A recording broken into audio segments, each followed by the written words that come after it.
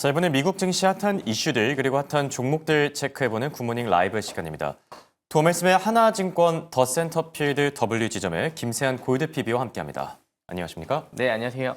자, 밤사이 미국 증시가 좀 하루 쉬어가는 듯합니다. FOMC 네. 회의를 앞두고 경계감이 좀 나타나는 듯한데 한 줄 평부터 먼저 남겨주실까요? 네, 앞에서 들으셨겠지만 이번 주 FOMC 회의를 앞두고 전반적으로 장이 조금 관망세 흐름으로 좀 가고 있고요. 이번 주에 특히나 이제 중요한 실적 발표를 앞두고 있는 오라클 그리고 마이크론, 브로드컴 요 세 개의 회사의 실적이 또 앞두고 있기 때문에 어떻게 보면은 빅 이벤트를 앞두고 투자자들이 방향성을 좀 기다리고 있는 상황이라고 보시면 될 것 같습니다. 네. 맞습니다. 투자자분들도 지금 좀 신중한 스탠스를 취하고 있죠. 자, 이런 때일수록 각자만의 이 속도 그리고 리듬감을 찾는 게 중요할 듯합니다. 자, 그럼 시장을 본격적으로 더 들여다보기 위해서 굿모닝 라이브 이슈픽 바로 보여주시죠. 오늘 올라온 세 가지 주제입니다. AI 채용계 브로드컴과 오라클, 그리고 JP모건 내년에 2배 오른다. 또 스페이스X의 IPO설입니다. 자, 오늘은 AI 채용계에 대한 얘기부터 먼저 나눠보죠. 브로드컴과 오라클의 실적이 이제 예정돼 있는데 AI 산업의 채용계라고 불리는 게 선행 지표라서 그렇죠. 그러니까 이 기업들의 실적이 좀 잘 나와줘야지 AI 거품도 잠잠해질 텐데 이번 실적의 관전 포인트는 어디에 있을까요? 네, 우선 가장 중요한 AI 채용계라고 한다면 사실 엔비디아를 꼽을 수가 있겠죠. 엔비디아 그렇죠. 실적은 이미 발표가 됐기 때문에 워낙에 또 잘 나왔고, 물론 이제 시장이 그만큼 이제 반등을 해주진 못했지만 어쨌든 아직까지 수요는 상당히 강하다라고 이제 젠슨 CEO가 얘기를 했는데요.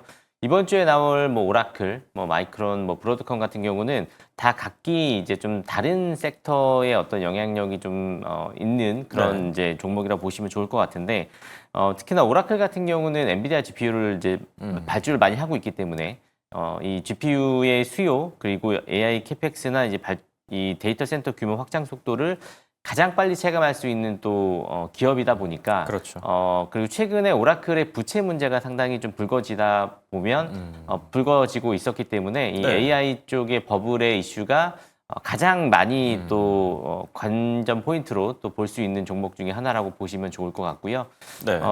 마이크론 같은 경우는 아무래도 이 메모리 반도체 최근에 하이닉스나 삼성전자도 마찬가지긴 하지만 이 얼마만큼의 디램 수급이 계속 나오느냐, 쇼티지가 얼마만큼 발생이 되느냐, 이 부분이 실적으로 이제 밝혀질 거라고 좀 보고 있고요. 물론 내년 그리고 내후년 정도까지는 쇼티지가 좀 강하게 있을 거라고 예상을 좀 하고 있는데 단기적으로는 과연 또 숫자가 어떻게 나오는지가 이번 한 주간에 또 가장 중요한 어떻게 보면 이슈가 될 거라고 좀 보고 있고 마지막으로 브로드컴 같은 경우는 최근에 구글이 TPU 칩을 이제 발표를 했잖아요. 네, 그렇죠. 네, 그러면서 이제 이 브로드컴과의 어떤 이제 관계가 조금 더 이제 결합이 될 거라고 좀 예상을 하고 있는데요. 이 부분이 실제로 아직까지는 그 숫자적으로 실제 이 실적으로 나타날 가능성은 높진 않지만 내년 정도에 이제 나타나겠지만 일단은 브로드컴 실적은 상당히 좀 기대가 되고 있는 부분들이 좀 있고요. 워낙에 이 커스터마이징해서 이제 칩을 만들어주는 이 분야에서는 가장 탑티어에 있는 회사이기 때문에 지금 구글을 비롯해서 여러 인텔도 마찬가지고 여러 회사들이 이 브로드컴을 좀 통해서 이 AI 자체 칩을 또 만들려고 하고 있기 때문에 브로드컴 실적도 상당히 또 저는 긍정적으로 좀 보고 있습니다. 네. 밤사이 그런 얘기가 또 있었죠. 마이크로소프트가 이제 마벨 테크놀로지 대신에 이 브로드컴을 선택할 것이다. 해당 소식에 마벨 테크놀로지는 좀 큰 폭으로 빠지기도 했었고요. 브로드컴과 이제 오라클 여기에 또 마이크론 이 세 가지 얘기를 해주셨는데 세 가지 기업 중에서 좀 제일 기대되는 기업이 있을까요? 이번 실적 발표 이벤트에서. 네, 저는 브로드컴이라고 생각을 합니다. 물론 이제 브로드컴의 실적을 보시면 성장성도 상당히 뛰어나고요. 이 배당 성장률도 또 뛰어난 그 종목 중에 하나고 워낙에 여러 회사들의 수주를 좀 많이 받고 그동안에 이제 항상 비트를 많이 실적을 비트를 해왔었기 때문에 이번에도 마찬가지로 브로드컴은 저는 이제 상당히 긍정적으로 보고 있는데 네. 뭐 오라클이나 이제 마이크론 같은 경우는 뭐 약간은 어떤 현재 이슈가 좀 있다 보니까 예상치가 조금 그러니까 내년도 가이던스가 과연 어떻게 나올지가 상당히 또 중요하고요. 뭐 브로드컴은 그에 비해서는 가이던스도 상당히 기대가 되는 종목이기 때문에 저는 세 종목 중에서는 뭐 아무래도 브로드컴이 가장 이슈가 좀 될 것 같습니다. 네. 브로드컴 이제 실적 기대주로 꼽아주셨습니다. 우리 시간으로는 금요일 장 마감 이후에 실적 발표하는 점까지 참고하시길 바라고요. 자, 그리고 두 번째 주제로는 JP모건의 전망을 살펴볼까 하는데요.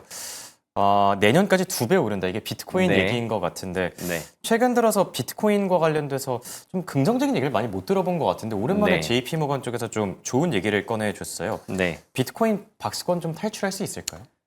네, 비트코인 같은 경우는 올 한 해가 상당히 좀 어떻게 보면 안 좋은 한 해였죠. 네. 뭐 전반적인 가상자산 시장도 마찬가지였고 크립토 시장 자체가 유동성이 좀 부족하다 보니까 약간은 좀 이런 부분에 영향을 좀 많이 받았는데요. 뭔가 소외감도 느껴지는 것 같아요. 뭐 맞습니다. 미국 증시도 네. 오르고 국내 증시는 뭐 더 많이 오르고 그런데 네. 암호화폐 투자하는 입장에서는 이게 연초랑 지금이랑 비교했을 때 거의 네. 비슷하니까요. 네, 그러니까 사실 트럼프가 당선됐을 때가 가장 최고치였고 네, 그렇죠. 그리고 나서 올해 거의 한 12,000달러까지 갔다가 예. 지금 8만 달러대 12만 갔다가 12만 달러 갔다가 네. 예. 그리고 이제 다시 이제 9만 달러 근처까지 좀 올라와 있는데 뭐 사실은 이제 JP모건에서 이 비트코인의 내년에 84%뭐 상승한다, 네. 뭐 17만 달러 간다라는 얘기가 이제 자체 모델링을 이제 한 부분이 있기 때문에 금과의 모델링을 가지고 이제 그렇게 그러니까 네. 기사가 좀 나왔었는데요.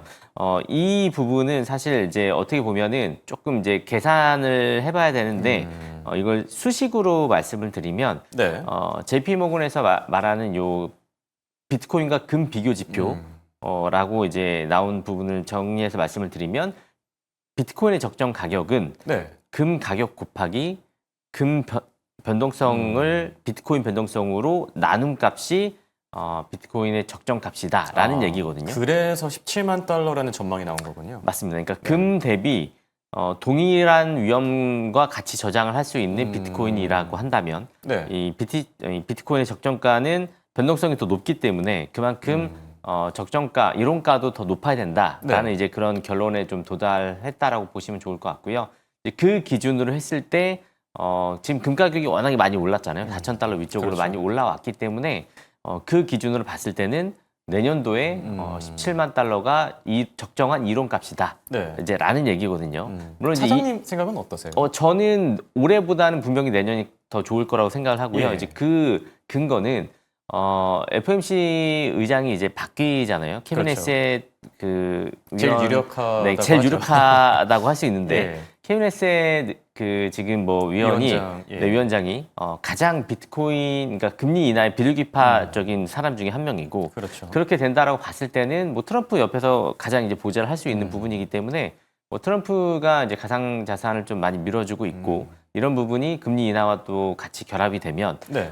내년에는 폭발적인 저는 상승 흐름이 나오지 않을까 예상을 좀 하고 있고요. 물론 뭐 JP모건 예상했던 17만 달러까지는 좀 어쨌든 봐야겠지만 올해 저는 이제 다시 10만 달러 네. 위쪽으로 올라간다라고 봤을 때는 상승 랠리가 다시 나올 거라고 생각을 하고 있습니다. 그래도 뭐 어찌 됐든 간에 올해보다는 좀 나아질 거다 이렇게 네, 생각하고 맞습니다. 계시는 네. 것 같고요. 자, 그리고 세 번째 주제로는 스페이스X에 대한 얘기를 저희가 나눠볼까 하는데요. 뭐 내년에 상장을 추진 중이다 이런 얘기들이 들려오고 있는데 기업 가치가 얼마 정도로 책정될까요? 지금 스페이스X 기업 가치는 약 8천억 달러 정도로 8천억이요? 가늠이 잘안 되는데 어느 예상을 정도 좀 수준이죠? 하고 있고요. 8천억 달러라고 한다면 사실은 지금 그러니까 오픈AI가 예. 내년도에 상장을 지금 예상을 하고 있는데요. 1조 달러 얘기를 하고 있거든요. 그러니까 사실 오픈AI보다는 조금은 덜 이제 네. 낮은 그런 가치를 좀 인정을 좀 받고 있고 그러니까 오픈AI 기준으로 봤을 때는 삼성전자의 거의 2배 정도 수준이죠. 네. 네, 그러니까 그 삼성전자보다도 더 높은 기업 가치를 지금 부여를 받고 있다라고 이제 보시면 좋을 것 같은데 지금 기존 주주 지분 매각을 추진을 하고 있고요. 이 부분이 CFO가 이제 투자자들에게 발표를 하면서 계획을 설명했었고, 뭐 다만 이제 여러 이제 현금화 기존 주주들의 목적이 있기는 하지만 지금 실제 기업 가치를 어떻게 반영하는지 이 네. 부분이 의미 있는 또 지표로 좀 나올 것 같고요. 최근에 성장 동력은 사실 뭐 압도적인 이런 뭐 경쟁력이 계속 유지를 하고 있고 뭐 스타링크에 대한 800만 명 이상에 대한 또 고객사들이 위치해 있고요. 올해 매출이 약 155억 달러 정도로 예상을 하고 있습니다. 그래서 뭐 매출도 어느 정도 나오고 있고 그렇네요. 뭐 내년도에 IPO 시장에 대한 회복이 좀 계속 이어진다라고 봤을 때는 스페이스 X도 내년도에는 상장할 가능성이 상당히 저는 높다라고 보고 있고 물론 테슬라 이제 관련돼서 이제 조금 이제 일론 머스크가 테슬라 쪽에 좀 초점을 맞춰서 지금 하고 있지만 이 스페이스 X에 대한 네. 상장도 추진이 된다라고 봤을 때는 이 테슬라 주식도 상당히 또 탄력을 받을 수 있는 위치에 있다라고 생각을 하고 있습니다. 네. 내년은 이제 IPO 대여들이 많아 보입니다. 스페이스 X도 좀 주목해 볼 필요가 있겠고요. 종목 이슈들로 좀 더 넘어가 보도록 하죠. 오늘 미국 증시에서 눈에 띄었던 종목이 있으실까요? 앞에서 뭐 말씀해 주셨지만 오늘 사실은 이제 관망세가 좀 많이 짙어진 상황에서 이 넷플릭스에 대한 또 이슈가 시장을 네. 뒤흔들었고요. 깜짝 놀랐습니다. 네. 갑자기 뛰어든 기업이 있더라고요. 맞습니다. 그러니까 사실 저도 넷플릭스가 이제 거의 하겠구나라고 네. 이제 생각을 했었는데 파라마운트가 중간에 좀 끼면서 시장을 좀 뒤흔들어 놓고 있는데요. 예.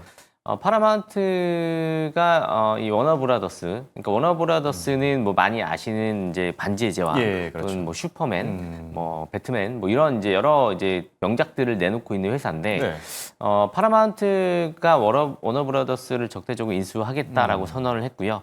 뭐 M&A를 좀 적대적으로 인수한다라는 부분은 이제 그 이사회를 건너뛰고 주주들을 직접 겨냥을 해서 그렇죠. 네, 바로 이제 넷플릭스가 제안한 가격보다 조금 더 높은 가격으로 이제 인수를 하겠다라고 이제 선언을 했는데 사실 뭐 이 부분에 있어서는 조금 어떻게 보면은 이제 트럼프 정부와의 좀 연관 관계가 있죠. 그렇죠. 오라클의 레리 앨리슨의 아들이 이 파라마운트의 네. 또 CEO이기 때문에 뭐 그렇게 된다라고 봤을 때는 상당히 또 이런 트럼프 정부와의 연관성과 연계가 되어 있고 사실 이런 연관 관계를 떠나서 예전에 이 구글이 반독점 이슈로 인해서 네. 상당히 좀 힘들어했었던 부분들이 좀 있었거든요. 네, 그러다 보니까 이번에 넷플릭스가 워너브라더스를 인수한다라고 봤을 때는 반독점 이슈에 해당이 될 가능성이 상당히 높기 때문에 네.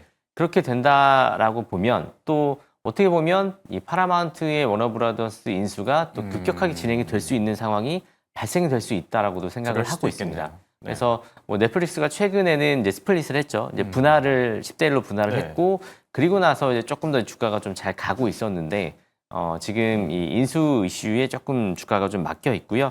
다만 넷플릭스가 추진하는 인수는 이 CNN이나 TNT 스포츠 이런 TV 네트워크를 제외한 부분 인수를 추진을 하고 있는 거에 반면해서 네. 파라마운트는 모든 자산의 통합 인수가 장기적인 주주 가치 제고에 유리하다라는 입장을 고수를 하면서 네.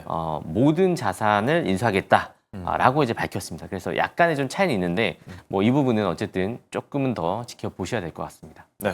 넷플릭스 관련 소식들 체크해 봤고요. 그리고 오늘 장 관심주는 어떤 기업 갖고 오셨을까요? 네, 오늘 관심주는 뭐 아무래도 앞에서 말씀해 주셨던 이 비트코인 관련주를 네. 말씀을 드릴 거고요. 마이크로 스트래테지에서 이제 스트래테지로 이름을 바꾼 MSTR이라는 이제 티커로 예. 거래가 되고 있는 스트래테지라는 종목이고요. 마찬가지로 작년 11월 달 트럼프 당선 대비해서 60% 이상 하락을 한 상태입니다. 그렇죠. 스트래테지는 자체적으로 레버리지화가 좀 되어 있기 때문에 비트코인이 뭐 10% 하락하면 조금 더 하락하고 비트코인 10% 상승하면 더 상승하는 네. 그런 이제 대표적인 종목이라고 암호화폐 보시면 되는데 관련주죠? 맞습니다. 최근에 엠레브라고 해서 이제 기업으로 치면 PBR이라고 보시면 되는데 네. 그 수치가 1점 초반대로 내려왔거든요. 거의 2에서 3 근처에 있다가 예. 지금 그 밑으로 내려왔는데 엠레브가 1 미만으로 있으면 이 스트래테지 기업 가치가 비트코인보다 더 낮다라는 소리거든요. 그러면 뭐 어떤 채권 발행이나 네. 이제 자금 조달도 조금 어려워질 수 있기 때문에 최대한 1 위쪽에서는 이 프리미엄을 좀 받으려고 하고 있는 부분이 좀 있고요. 뭐 앞에서 말씀드렸던 이 FOMC 의장에 대한 선출 그리고 이번 주 금리 인하 기대감이 또 계속 적용이 좀 된다라고 봤을 때는 조금 단기적으로 12월 달 산타 랠리가 또 올 수 있다라고 생각을 하고 있고 내년도까지 본다라고 한다면 뭐 이더리움 스테이킹 그리고 RWA 뭐 또는 스테이블 코인 뭐 이런 여러 가지 또 내년도 가상 자산에 대한 또 기대감이 좀 예정이 되어 있고 최근에 제가 말씀드렸던 부분도 주가에 반영이 된다라고 봤을 때는 더 기대가 되는 종목이라고 볼 수 있겠습니다. 네, 스트래티지에 대한 투자 의견은 매수로 또 전해주신 점까지 참고하시기 바랍니다. 지금까지 도움말씀의 김세한 골드 PB와 함께했습니다. 대단히 고맙습니다. 감사합니다.